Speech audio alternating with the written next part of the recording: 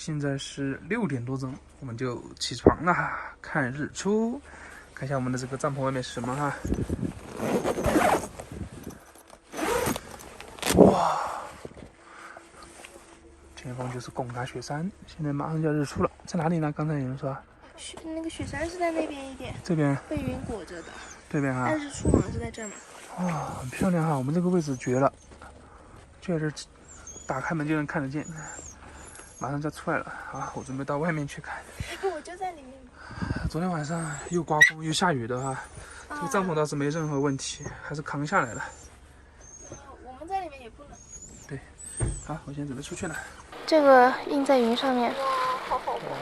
哇。我觉得还去那边一点还是。你要去吗？走。你在看啥？那个啊，这个是我们第2次看日出啊，上一次是在鱼子溪那边。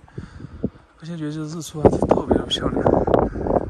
哇，你看这个贡嘎雪山离得非常之近啊，这个紫米垭口就是最佳观看这个贡嘎雪山的地方，好像就是这一座吧。现在有点云挡着了，你看现在还没有出来就很漂亮了。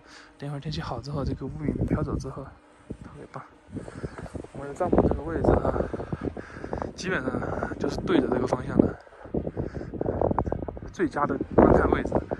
哎呀，昨天晚上又下雨又刮风了，真的风特别大，然后下的雨的话不是很大嘛，但是没有特别担心，防风绳都是拉好了的。你现在还是有一点点风。我天，那边好多人看日出啊！哇，我们这上面反而人还少一点。你也要看啊，就这样子看其实蛮好的。我一开始想的就这样子看，因为出来要吹风，对，这里面很暖和。对，我可以拿个板凳坐在外面看。利奥这样和我一起等日出的感觉蛮好的，我觉得我坐在里面就挺好了。外面刚刚阿贵说有点冷。我们现在又把这个取暖器放在门口。这个真的太好用了，好像得震，然后它才能启动。真的吗？可以了，可以了。了。然后阿贵坐在这边门口的，拿了个凳子。对，可以。飞无人机。你说稍微有一点冷是吧？有一点冷，这样子好很多。这样可以。好哈，这感觉太棒了。这个是我们离雪山最近的一次。刚刚我有看到那个贡嘎雪山的尖，就是你还没出来的时候，然后现在又被挡住了。对。没有，今天主要是看日出嘛。对，日出呢就在这边。哇，暖和起来了。舒服。很舒服，很舒服。我们这个应该是看日出当中非常顶配的了。现在这边云已经越来越红了，太阳应该快出来了。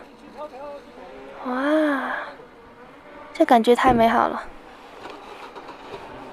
我们是正好被旁边的人给吵醒了，然后就赶紧起来看。这个位置太阳马上就要出来了，哇，已经越来越亮了。这个第2次看日出感觉更有意义一些，不，2次都挺有意义的啊。对。这次离雪山这么近嘛，上一次是在我们过周年的时候。我觉得日出主要是这种露营就非常适合看日出。对呀，起床打开门就看到了。我现在都不用出来。后面天已经被映得红红的了，太漂亮了。是不是啊？我这边倒是看不到，我往这边慢慢看一下。啊，对，这个整个一片都很好看哎。这边应该是日出和日落的时候人是最多的。